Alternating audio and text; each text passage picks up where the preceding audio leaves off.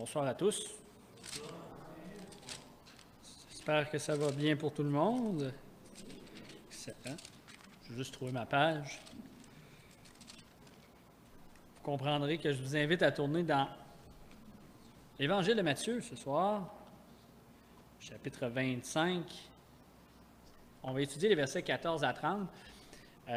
Et ce soir, j'ai évidemment voulu appeler du talent à revendre. Vous comprendrez qu'il y a un certain jeu de mots avec le concept de l'émission. Pour ceux qui ne sont pas connaissants de l'émission, c'est en fait des gens qui ont un talent quelconque, plus étranges les uns que les autres, mais un talent quelconque qui passe devant des juges et doivent obtenir la faveur des juges en ce moment. Et effectivement, le dernier message que j'avais fait était, je pense que c'était l'avant-dernier, je ne sais plus trop, la mémoire me fait défaut, mais c'était sur la parabole des 10 vierges, donc qui est la parabole qui devance juste un petit peu, donc qui est la première partie de Matthieu 25. Et en fait, la raison pourquoi je vous reviens avec la suite, c'est qu'il y a 3 paraboles dans cette section-là, puis moi, comme je fais les choses toujours dans le désordre, j'ai fait la deuxième, je fais la troisième et je vais faire la première éventuellement. Donc, évidemment, les 3 sont reliés. Alors, on va voir ça ce soir ensemble. Donc, les 3 paraboles et le but de ces 3 paraboles-là, incluant celle-ci de ce soir, c'est des paraboles qui ont pour but de parler de la foi. Donc, le Seigneur enseigne à travers tout ça, à faire comprendre à ses disciples la foi qu'ils doivent avoir. Donc, on se rappellera que dans la parabole des 10 vierges, il mentionnait que il répondait à la question, en fait, quand est-ce que tu vas revenir, Seigneur? Et étrangement, c'est que c'est la 5e fois que le Seigneur, dans ce court passage-là, du chapitre 24 et 25, répond à la question. Donc, les disciples, 5 fois qu'ils se font dire la réponse. On le voit en fait au chapitre 24, vous pourrez relire, je n'ai pas les exemples, mais au chapitre 24, le verset 36, au verset 42, au verset 44 et au verset 50. Et tout récemment, on l'a vu dans le chapitre 25, au verset 13, le Seigneur mentionne qu'on ne sait pas le moment exact du retour du Seigneur. Ça fait 5 fois qu'il répète encore et encore aux disciples. Il nous répète, parce qu'on lit aussi sa parole, qu'on ne sait pas le moment et l'heure exacte du retour. Par contre, ce qui arrive, c'est que le Seigneur profite d'une chose bien importante. Il profite de la présence des disciples pour toujours leur enseigner. Parce qu'il faut comprendre qu'à travers tous les paraboles, à travers toute la Bible finalement, le Seigneur travaille à nous enseigner des choses. Et je trouvais intéressant de voir un peu la parabole du talent. Et j'ai indiqué mon message du talent à revendre parce que on peut être tenté de penser que le mot talent pour nous signifie quelqu'un qui a un certain talent, qui est doué pour quelque chose, mais vous comprendrez que ce n'est pas nécessairement ce que le Seigneur représente, du moins, on va le voir ce soir. Donc, on va aller avec, évidemment, le plan de ce soir. Donc, ce soir, on va voir 3 parties, en fait, qui vont délimiter la parabole. Avant de vous en parler, on va justement lire la dite parabole pour vous mettre en contexte. Donc, on va tourner à Matthieu, chapitre 25, le verset 14 au verset 30. Il en sera comme d'un homme qui, partant pour un voyage, appela ses serviteurs et leur remit ses biens. Il donna 5 talents à l'un d'eux, 2 à l'autre et un au troisième, à chacun selon sa capacité, et il partit.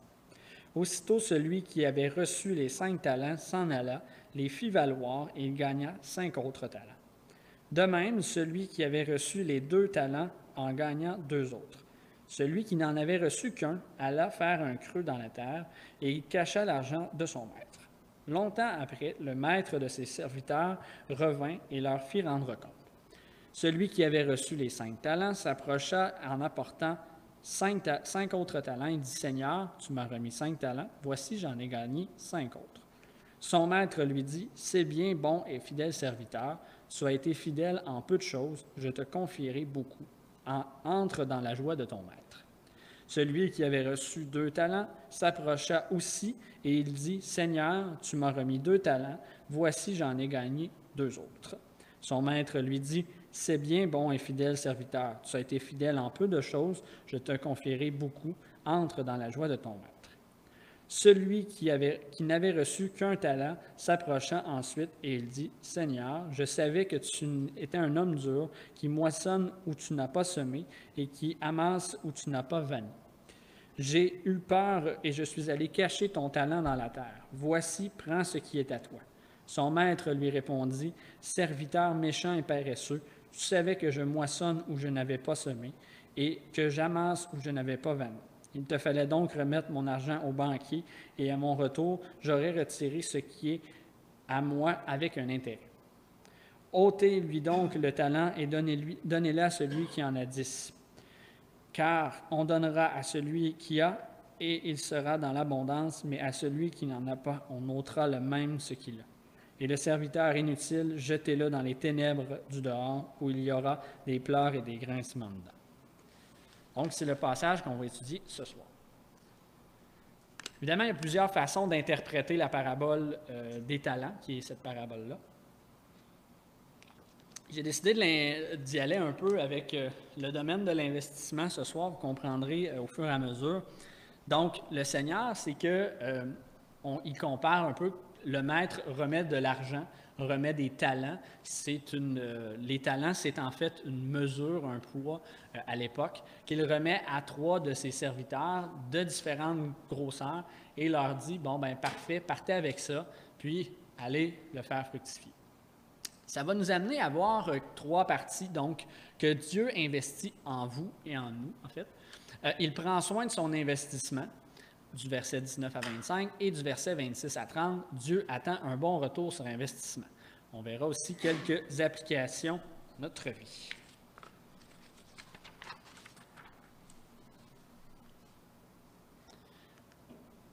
Un talent, à l'époque, ça équivaut à environ 90 livres aujourd'hui en poids. Je ne sais pas ce que c'est 90 livres d'argent, mais c'est sûrement beaucoup d'argent. Donc, quelqu'un qui a eu 5 talents, il n'y avait pas un 2 piastres dans ses poches, il y avait quand même quelques bons montants.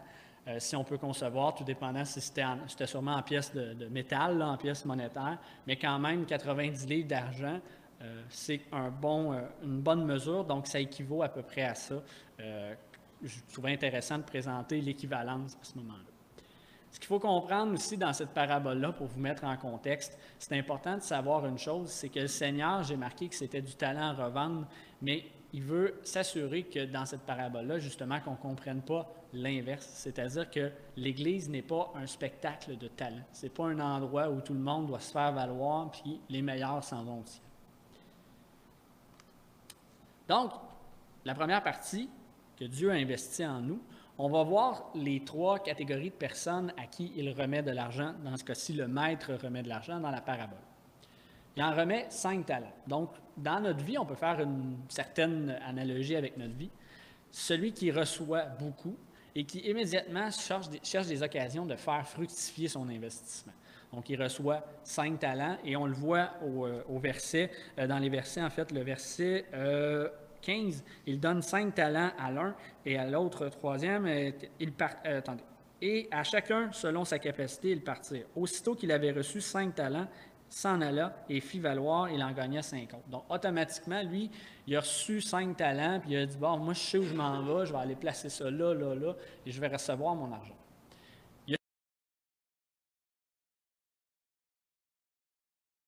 Il est aussi difficile, il a dit, moi, je vais aller trouver un endroit pour pouvoir faire doubler mon investissement. Je ne sais pas s'il y en a qui sont familiers avec la bourse et tout ça, mais dans le cas de nos amis de 5 et 2 talents, le fait de faire doubler son investissement, puis si on considère qu'un talent, c'est 90 livres d'argent, il y a quand même un bon montant là, pour l'époque à ce moment-là. Et il y a évidemment notre serviteur qui, lui, n'a qu'un seul talent. Et lui, il reçoit peu, mais à la place, il garde le talent, il le cache même dans le but de tout perdre. Je vous pose la question ce soir, puis je ne veux pas la réponse à haute voix, mais à quelle catégorie d'investisseurs spirituels êtes-vous? Je ne veux pas comparer ce soir à dire si vous êtes du genre à garder votre argent ou pas, mais c'est de comprendre une chose bien importante, c'est que le Seigneur, lui, nous a remis quelque chose via le salut. Lorsqu'on a obtenu le salut, le Seigneur, il a investi en nous. Il a dit, parfait, je vais te donner quelque chose, mais fais-le fructifier. Il ne veut pas qu'on garde le salut pour nous, qu'on le garde en terre, puis finalement qu'on dise, ben, OK, on n'en parle pas à personne, j'ai peur de perdre mon salut, j'ai peur de perdre ce que le Seigneur me donne, que je vais rester dans mon coin, puis je vais le garder. Tandis que les deux autres, celui qui a reçu 5 talents et celui qui en a reçu 2, ce qu'il a fait à la place, c'est qu'eux, ils ont dès maintenant, ils ont dit, « Parfait Seigneur, tu m'as donné un cadeau immense, je vais aller le faire fructifier, je vais aller le développer partout où je peux pour essayer de me rendre encore plus efficace à ce moment-là. »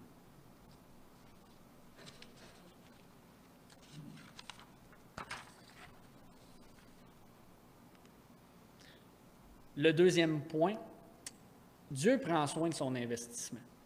On va passer un peu plus de temps sur cet aspect-là, évidemment, parce qu'on va voir du verset 19 au verset 25, on voit qu'à ce moment-là, le Seigneur a à cœur que son investissement soit positif.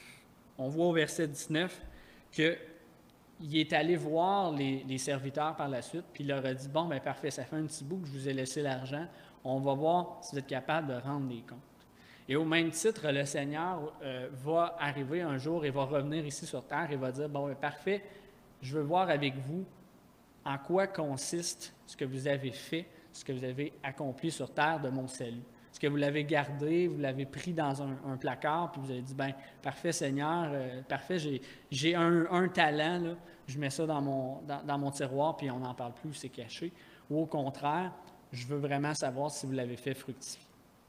Et le Seigneur, on le voit vraiment dans plusieurs parties de la parole, que son but, son objectif, c'est toujours qu'on soit actif avec son salut. Et en préparant le message, ça m'a un peu frappé parce que je ne me rendais pas compte de cet impact-là, bien qu'on en parle souvent, qu'on dit que le Seigneur veut qu'on ne faut pas être assis sur nos lauriers quand on est avec le salut, mais on voit que le Seigneur a une continuité, parce que ça, on se rappelle la parabole des 10 vierges. Il dit dans cette parabole-là, la morale de cette histoire, c'est de faire en sorte que, oui, il faut attendre le retour du Seigneur, mais attendre n'est pas un attendre passif, c'est un attendre qui est actif. Parce que trop souvent, les gens vont dire, « Bien là, le Seigneur revient peut-être demain, on me dit que ça s'en vient bientôt, fait que je vais être sur mon perron, là, puis je vais l'attendre qu'il arrive, le Seigneur. » Mais en réalité, le Seigneur, il ne veut pas qu'on passe notre temps à l'attendre de façon passive, de dire, « Seigneur, reviens, reviens. » Il veut qu'on travaille et qu'on soit à son œuvre. Et ça passe par plusieurs options, ça passe par plusieurs façons. Ça passe par l'évangélisation, ça passe par la prédication. Mais ce qui est important, puis on va le voir un petit peu plus tard aussi, c'est que ça passe à plusieurs niveaux aussi. Il y a des gens dans l'Assemblée qui vont dire, « Bien, tu sais, j'ai reçu un talent peut-être. » Puis c'est pas, j'aime le talent, je veux dire, j'ai reçu $1, parce que j'aime pas le mot talent, parce que on dirait que dans une certaine mesure, les gens peuvent comprendre, comme moi je l'avais compris au départ, que tu reçois un talent, fait que tu as un peu moins de talent que les autres, fait que tu devrais le garder, tout ça. Mais au contraire, c'est que tu devrais travailler à le faire fructifier, même si c'est un petit peu d'argent, c'est un petit peu de ton don que tu as reçu, de le faire développer. Parce que le Seigneur, lui, si on remarque dans les deux parties, au verset 21, il dit au serviteur qu'il a reçu les 5 talents, qu'il lui en a fait fructifier 5 autres. Il dit, « C'est bien, bon et fidèle serviteur, tu as été fidèle en peu de choses, je te confierai beaucoup. » Et il dit la même chose à celui qui a 2 talents. À 2 reprises, il mentionne cette information-là. Il dit, « C'est bon, fidèle serviteur. » Et pourtant, celui qui a caché le talent, il dit, « Bien, je vais t'envoyer. » On le sait très bien, on le voit au verset 30, là, dans les ténèbres du dehors, où il y aura des pleurs et des grincements dedans. Donc, ce qu'il faut concevoir, c'est ça, c'est qu'il faut penser que peu importe ce qu'on a reçu comme don, qu'on a reçu comme impact dans l'Église, il n'y a pas de petit ou de gros impact face au Seigneur. Ce n'est pas parce qu'on a reçu 5 talents puis que quelqu'un d'autre en a reçu 1 qu'il est moins important qu'un autre. Au contraire, c'est justement de continuer à le faire fructifier, peu importe notre don, peu importe notre talent. Et on ne le voit pas, en fait, directement dans la parabole, mais le Seigneur est un peu un investisseur. C'est quelqu'un qui va placer son argent à la bourse, qui va avoir des actions et tout ça. son but, lui, c'est qu'il va jouer avec son portefeuille. Il va vendre des actions, il va en acheter d'autres, il va déplacer, il va reprendre l'argent, il va investir encore plus, et ainsi de suite. Son but, c'est que son investissement, peu importe le montant qu'elle est, soit de plus en plus gros par la suite. Ce qui nous amène à penser que le Seigneur est un peu comme ça, mais avec nous. Permettez-moi une petite gorgée d'eau. En effet, souvent, moi, je l'avoue, j'ai de la difficulté de moins en moins, et merci Seigneur pour ça, j'ai de la difficulté à concevoir souvent quand on passe à travers des épreuves, de comprendre pourquoi on passe à travers des épreuves aussi difficiles. Plusieurs d'entre vous sont au courant de la situation de Diane, que ça va moins bien ces temps-ci, qu'elle est à l'hôpital. Puis je me dis, je comprends pas, Seigneur, pourquoi il faut passer à ce point-là. Tu pourrais nous passer ton message d'une autre façon, tu sais. Tu te tapes en arrière de la tête de temps en temps, ça serait pas pire, puis ça ferait moins mal, puis personne ne s'en plaindrait. Mais ce qui est intéressant, c'est que le Seigneur, j'ai eu à travailler ce message-là au courant de la fin de semaine, puis de la fin de semaine passée. Puis le Seigneur m'a appris quelque chose à ce niveau-là, puis je vous le partage ce soir, c'est que dans une certaine façon, l'épreuve nous permet de justement aller nous travailler, nous façonner à faire en sorte qu'on devienne une personne différente pour que cet investissement-là que le Seigneur fait en nous, c'est une façon qu'il prend soin de nous et qui nous permet de croître, si on fait la comparaison, financièrement parlant, de croître en tant que spirituellement parlant. Et je trouvais ça intéressant de voir que dans les petits détails, comme Diane était à l'hôpital, elle avait un compatriote dans sa chambre, puis on s'est en allé. La première chose que moi et Déborah on a dit, c'est lui, il va entendre parler de la parole. si c'est volontaire ou involontaire, il y a des gens qui ont été allés visiter Diane. Nous, Diane, elle était là, elle n'a rien à faire, entre guillemets, donc c'est sûr que cette personne-là, et qui sait, c'est peut-être ce qui manquait à cette personne-là pour venir au Seigneur, ou du moins, c'est ce qui va être la petite chose à ajouter. Donc, il faut voir que le Seigneur prend soin de nous, prend soin de son investissement. Il nous donne le salut, mais il ne nous laisse pas avec le salut en plan. Et il nous garde vraiment à faire en sorte que notre salut évolue. Donc, ça nous permet de voir, à travers les épreuves, qu'il travaille nos forces et nos faiblesses. Si vous remarquez, moi, j'en fais la constatation. Dans chacune des épreuves qu'on a, c'est jamais des épreuves qui mettent en considération nos forces. C'est souvent nos faiblesses. C'est rare qu'on flanche pour quelque chose qu'on a nos forces là-dedans. Si on est facilement attiré par l'alcool, par le gain, ou peu importe, bien, habituellement, c'est vers ça que le Seigneur, que Satan va avoir la possibilité de nous accrocher et de dire, regarde, ça te tente dessus, viens donc prendre un petit verre et tout ça. C'est rare qu'il va nous dire, je vais te prendre par tes forces ou parce que tu fais de bien, ainsi de suite. Il va trouver toujours quelque chose à faire. Le meilleur exemple que je peux donner dans mon cas, c'est que, évidemment, au niveau de la prédication, c'était quelque chose que je l'ai déjà dit, j'avais à cœur d'aller de l'avant avec ça. Et puis, je ne sais pas si je l'ai raconté, peut-être je radote encore une fois ce soir, mais vous allez vous habituer. Mais en fait, moi, quand j'étais au secondaire, vous ne m'auriez pas vu vous parler en avant. J'étais le gars gêné qui, pour lever sa main, il avait peur que quelqu'un rie de lui. Je ne sais pas ce qui s'est passé, merci Seigneur, mais je ne le connaissais pas encore, mais au cégep, ça s'est transformé, puis je suis devenu un peu plus à l'aise de parler devant les gens. Mais j'ai encore cette crainte-là d'arriver de parler, puis le jugement des gens, qu'est-ce qu'ils vont dire? Oh, je me suis trompé sur telle chose, puis comment...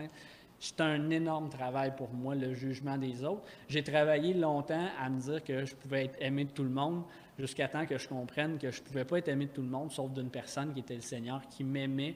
Mais ça, c'est impressionnant, puis je le dis avec émotion parce que, c'est une petite parenthèse que je fais, que le Seigneur peut nous aimer, puis je me dis, comment il fait pour nous aimer autant? Parenthèse fermée, mais ceci étant dit, c'est la preuve que le Seigneur prend soin de nous. Il nous transforme, il nous travaille, il nous amène à passer à des situations difficiles qui fait en sorte que je suis aujourd'hui devant vous puis que je peux prêcher la parole ou qu'il nous a amenés ici à Sorel. Je ne pensais jamais on allait venir à Sorel, il a travaillé en nous, il a dit, regarde, tu vas y aller, voici le résultat, puis voici la situation. Donc, il faut voir les épreuves, encore une fois, de ce côté-là. Un petit verset qui nous amène vers la prochaine partie de notre message. Je vous invite à tourner si je sais que c'est petit, là. Donc, Romains chapitre 12, les versets 6 à 8. Pour ceux qui ne voient pas très bien, évidemment, c'est petit. Puisque nous avons des dons différents selon la grâce qui nous a été accordée, que celui qui a le don de prophétie l'exerce selon l'analogie de la foi. Que celui qui est appelé au ministère s'attache à son ministère, que celui qui enseigne s'attache à son enseignement, et celui qui exhorte à l'exhortation, que celui qui donne le fasse avec libéralité, que celui qui préside le fasse avec zèle, que celui qui pratique la miséricorde le fasse avec joie. Je trouvais intéressant de vous partager ce passage-là ce soir parce que ça donnait un peu différents aspects de l'Église. Puis on dirait que j'ai l'impression que le Seigneur veut que je mentionne ça, ou je ne sais pas, en tout cas, je ne saurais l'expliquer. Mais le Seigneur m'amène à concevoir dans la plupart de mes messages qu'il n'y a pas de petites et de grandes personnes dans une assemblée. Peut-être parce que j'avais cette représentation-là quand je suis venu au Seigneur, que je me disais, moi je me rappelle dans le temps à Trois-Rivières, je voyais les gens, je disais, ah, lui, il est important. Je vais donner l'exemple ici, Jean-Pierre, Régent, Luc, je ne veux pas en oublier, là, Claude, eux autres sont importants. Ils sont en haut là, de la coche. Là. Nous, on est en bas. On a nos photos en bas de la gang. Là. Mais étrangement, non, on est tous égaux face au Seigneur. Peut-être que ma conception à moi était ça, mais la conception finalement que le Seigneur a, lui, c'est que non, on est tous égaux à Jean-Pierre, à Régent, à Claude. Ils ne sont pas plus hauts que nous, même s'ils ont un poste plus haut dans une certaine façon. Et ce qui est intéressant, c'est que ça dit dans le verset 8, « Celui qui exhorte à l'exhortation ». C'est facile de voir que quelqu'un qui prêche en avant, on se dit, ben, hey, cette personne-là, elle a un bon ministère. Elle prêche, elle donne des messages. La personne qui est à... J'essaie de trouver d'autres choses, là, mais qui est à la sonorisation, ben je vois Régent, puis je vois Louis, je dis, ben ils sont là, puis c'est sûr qu'ils sont à la sonorisation. Mais quelqu'un qui exhorte, ça ne veut pas nécessairement dire que c'est visible, que c'est nécessairement flagrant, mais si vous saviez, je veux revenir encore à ma belle-mère, Diane, qui n'est pas ici ce soir, mais Diane, elle n'était pas sûre de son don. Elle faisait la sonorisation, elle disait, c'est pas vraiment ça. Puis elle est arrivée à Sorel, puis elle a trouvé que son don, c'était, je vais le dire dans mes mots, là, c'était la compassion, c'était l'écoute, c'était de parler avec les gens. Mais ça ne se voit pas. Là. Vous parlez tout le monde, en arrivant, là, tout le monde parlait avec tout le monde, mais Diane avait cette facilité-là d'aller parler aux gens puis de dire, regarde, je vais t'aider. On le voit avec Jeanne qui a ce don-là aussi. On a tous un don, mais ce n'est pas un don nécessairement extrêmement visible qui est mis en avant-plan. Je pense à la miséricorde à la fin du verset 8. Est-ce qu'il y a quelque chose de moins visible que la miséricorde? On le voit par certains quand une personne donne de la reconnaissance, mais ce n'est pas quelque chose de visible. Mais ça ne veut pas dire que c'est moins important pour autant. Donc, voilà mon point que je voulais développer. Un petit commentaire de Matthew Henry, et je vais le lire parce que là, je sais que si c'était plus petit tantôt, ça doit l'être encore pour vous.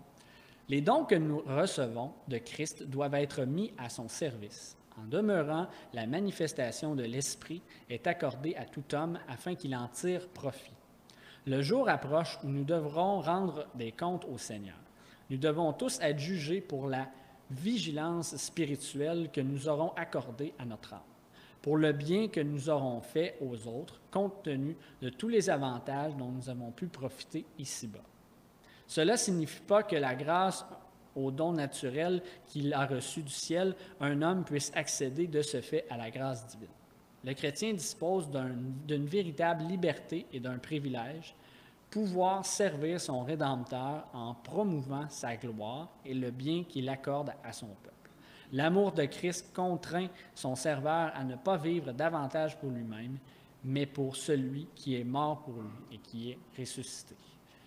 Ce qu'en gros Matthew Henry veut dire ici, c'est que on doit concevoir notre vie après le salut, que ce n'est pas une vie qu'on a eu le salut, puis là, on attendons le retour du Seigneur. Oui, on doit avoir ce plaisir-là, cette envie-là de dire, il me semble que ça serait le fun que le Seigneur revienne demain ou revienne dans les prochains jours.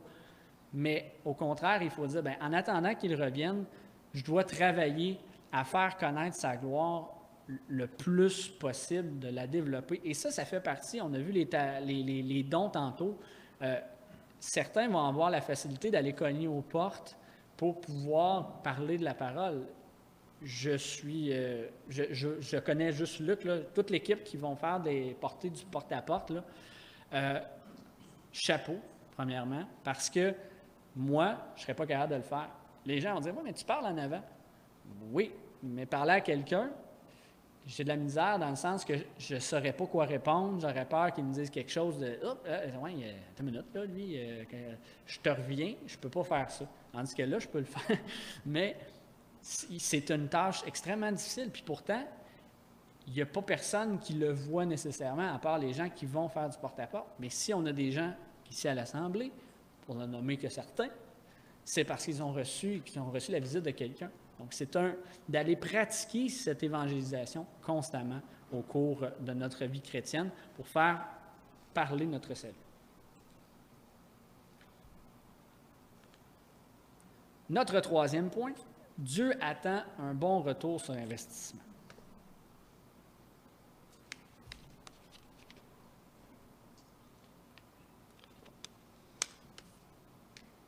Je ne sais pas si, moi c'est de mon domaine, fait que je vais l'expliquer. Un retour sur investissement, en fait, c'est si vous mettez 1000 $, bien, si vous avez 2000 $, c'est un bon retour sur investissement. Si vous avez 500 $, c'est parce qu'il y a un problème quelque part. Un petit peu le retour sur investissement.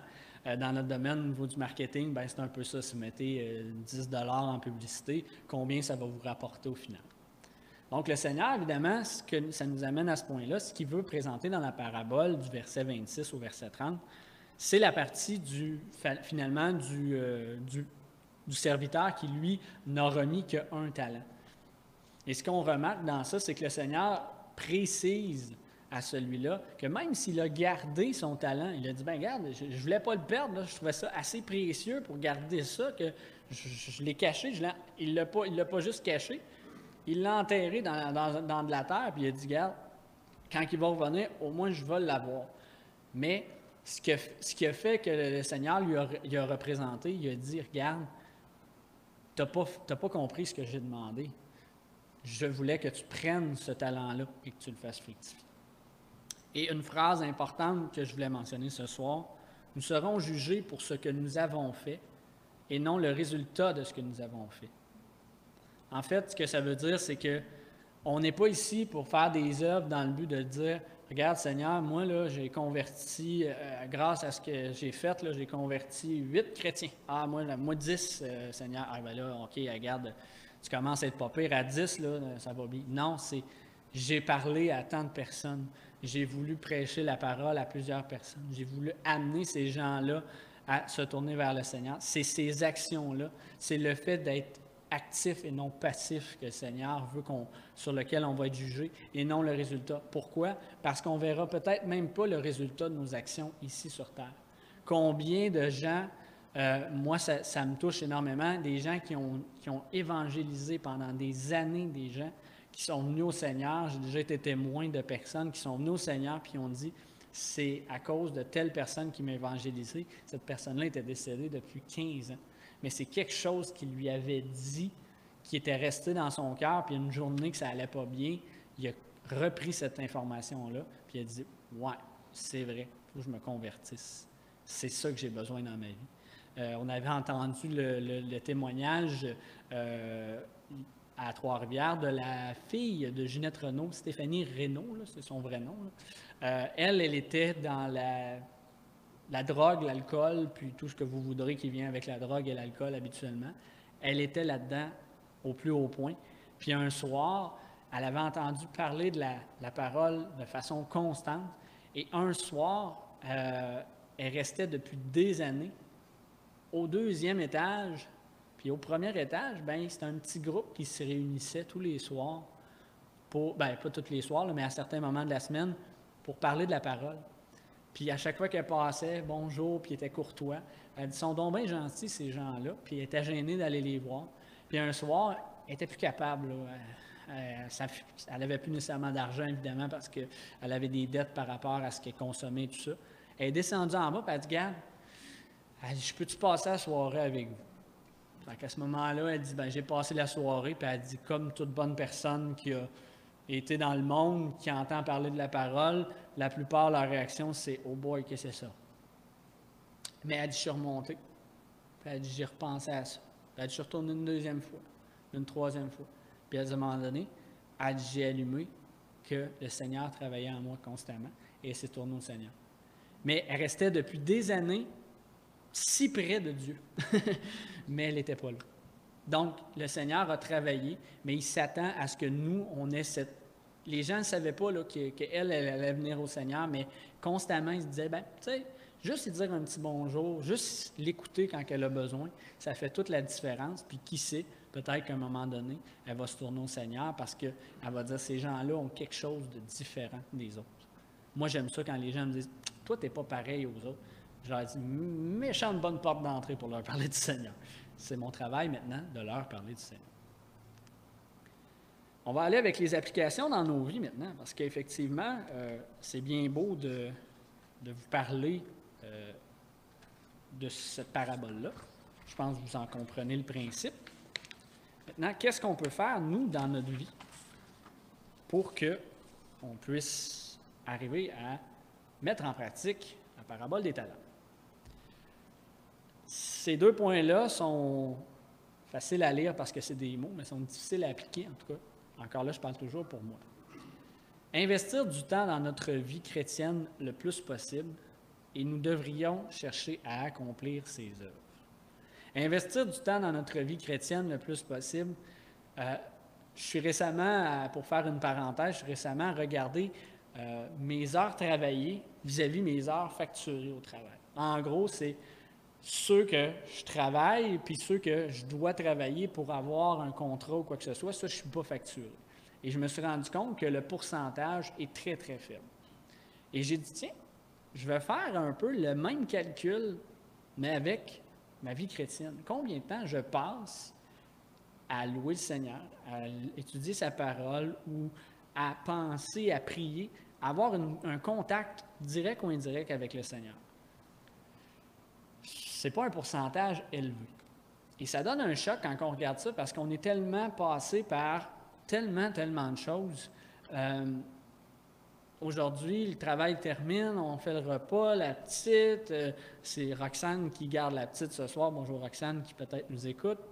Dis à Roxane comment ça fonctionne, reçoit un téléphone d'un frère à Trois-Rivières qui disait j'ai besoin de te parler. Je dis, oui, il est 7h10, je prêche ce soir, fait que j'aimerais ça qu'on 7h15, on ait fini de jaser. J'arrive ici, je donne mon message et je suis rendu en avant pour vous parler. Ça, c'est 1-2 heures chez les pronobos. Ça passe extrêmement vite. Je ne suis pas là pour faire pitié ou quoi que ce soit, là, c'est vraiment juste à titre explicatif. C'est vraiment la rapidité à laquelle le temps passe.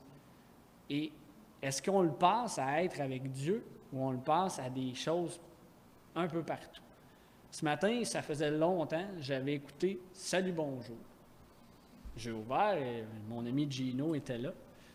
Je me suis rendu compte d'une chose. Je comprends maintenant pourquoi je n'écoutais plus « Salut, bonjour ». Et je m'excuse, je ne suis pas contre ceux qui écoutent « Salut, bonjour ».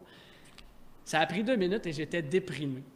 Des nouvelles d'une attaque ci, un ça. Et je me suis dit, ben, hey, ces 5 minutes-là que tu as pris à écouter Gino, bien que Gino est super sympathique, j'ai rien contre lui, j'aurais pu le prendre à lire la parole, j'aurais pu le prendre à prier. C'est facile d'être distrait dans le monde parce qu'on a tellement de petits détails qui nous permettent d'être distraits à gauche et à droite. On doit accomplir des tâches dans la vie. Je me dis, moi, c'est plus facile à dire qu'à faire d'être investi.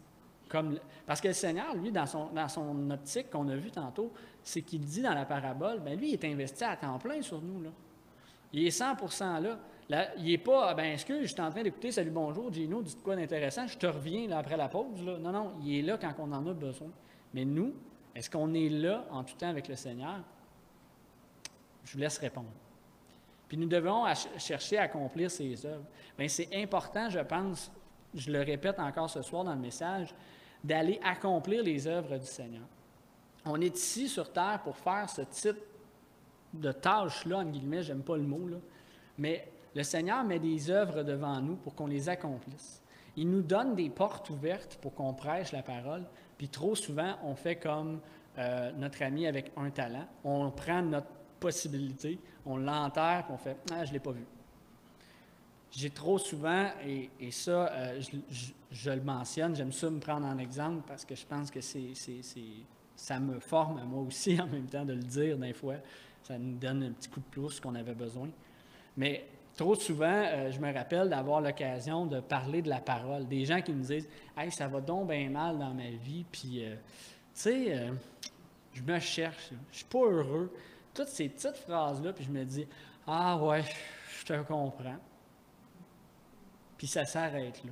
Je me dis, j'aurais-tu pu dire, bien, j'ai peut-être la solution à ton problème. T'as-tu pensé à lire la parole? J'ai quelque chose pour toi. Puis j'ai pas ce réflexe-là. Puis pourtant, le Seigneur nous met tellement de portes ouvertes à gauche et à droite. Prenons-les, puis travaillons à les reconnaître. Puis demandons au Seigneur, Seigneur, dirige-nous à comprendre et à reconnaître tes œuvres. Parce que souvent, c'est ça qu'on fait. On ferme les yeux devant ces œuvres-là, puis on se dit, bien, regarde, Seigneur, nous, on a le salut, ça va donc bien, on sait où est-ce qu'on s'en va, on a l'éternité devant nous. Ben, tu sais, les autres, il va y avoir quelqu'un d'autre qui va passer, puis il va lui dire, il va lui expliquer le salut, puis voilà, c'est réglé. On transfère facilement à nos collègues, à nos frères, à nos sœurs. Donc, prenons en considération. Une vie, en fait, c'est si vite passé. Devant le tribunal de Christ, c'est juste nos œuvres qui vont être comptées, les œuvres qu'on a accomplies du Seigneur. Donc, je l'ai dit tantôt, ça passe extrêmement vite, des journées, des semaines. Je ne sais pas si c'est ma vie en moi en général, mais je trouve que j'ai fait la demande à Jean-Pierre il y a déjà 3 mois, 4 mois, de faire un message par mois. Et puis, il y a à peu près une semaine et demie, je dis « Ah, c'est déjà l'heure de mon prochain message. » Je dis « Ah, il me semble que le mois d'après vient vite. » C'est surprenant comment ça passe extrêmement vite. Puis pourtant, il y en a qui disent, ben j'ai trop de temps. Bien, si vous en avez, j'ai des choses à vous donner. Ça va me faire plaisir ce soir de vous les remettre. Une autre application qu'on peut mentionner, c'est ne restez pas assis à attendre le retour du Seigneur. Ce qui est important, c'est de faire fructifier sa parole, de faire fructifier le salut qu'il nous a donné. Dans la parabole, juste auparavant, qui inclut des 10 vierges, il mentionne que, justement, ces gens, il y en avait qui ils dormaient tous. Là. Ils étaient en train de dormir, puis là, même le Seigneur est arrivé à n'importe quel moment. Mais ça devrait être un plus pour nous de concevoir que, justement, le Seigneur peut arriver, il peut arriver là.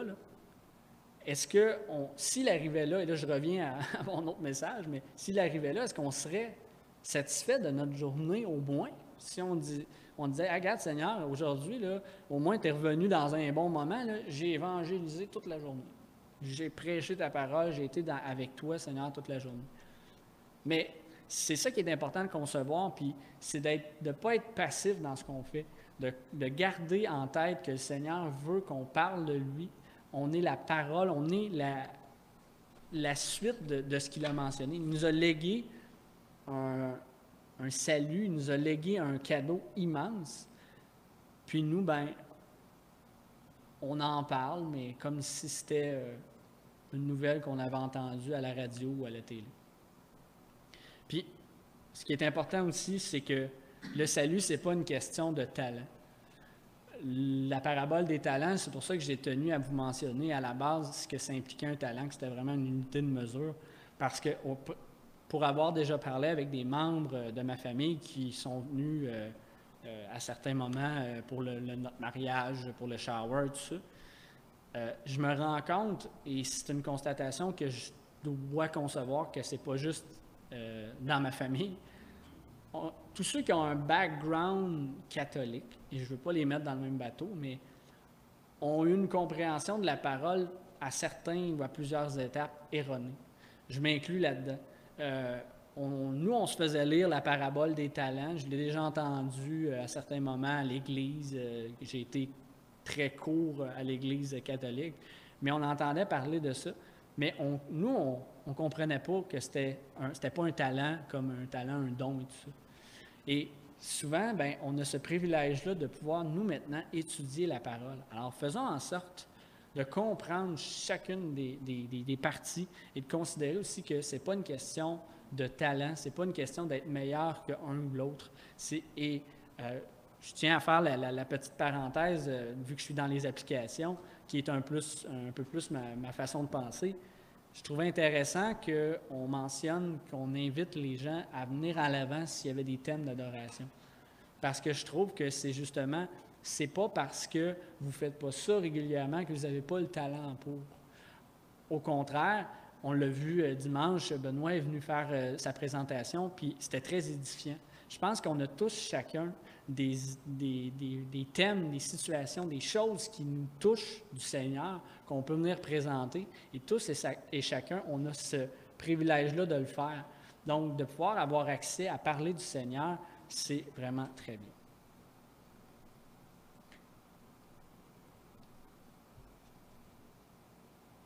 En terminant, je voudrais vous dire, je vais juste m'assurer, oui, c'est ça, exactement. Ne soyons jamais envieux des pécheurs et ne convoitons aucun de leurs biens. Ils ne mènent qu'à la mort.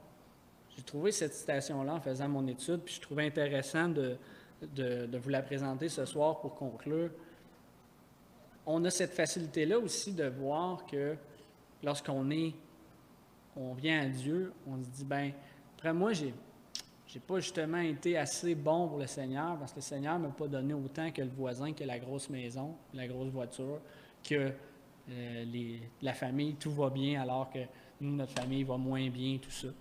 Mais au contraire, c'est que si vous regardez demain matin, faites une petite considération, faites un tour d'horizon de votre maison, de votre entourage, et regardez seulement ce que vous allez amener lorsque vous allez aller avec le Seigneur. Supprimez ce que vous allez emmener, là. Il ne reste pas grand-chose. Logiquement, il reste vous, puis c'est à peu près ça. Ça nous amène à concevoir que la grosse maison, la réussite des gens autour, oui, c'est une chose, mais il faut justement aller leur faire comprendre que ça, c'est du temporaire. Et souvent, comme c'est mentionné, ça mène à la mort parce que eux, pendant qu'ils profitent de leur belle maison, leur gros bateau, leur ci, leur ça, ne sont pas concentrés sur le Seigneur. Donc, ayons pas cette envie-là de vouloir avoir toutes ces richesses terrestres-là, mais ayons plus l'envie d'avoir cette richesse spirituelle-là, d'être avec le Seigneur constamment. Parce que c'est comme ça qu'on va grandir, le Seigneur, lui, va investir en nous, va nous amener ces difficultés-là et tout ça. Et souvent, je vais terminer avec ça, lorsqu'on passe à travers une épreuve, moi je me rappelle, ma conjointe avait une peur bleue d'aller faire ses stages lorsqu'elle était en inhalothérapie. Elle dit, moi là, je vous épargne les détails, mais un stress immense. Elle ne voulait pas s'éloigner de la maison et tout ça, elle ne voulait pas.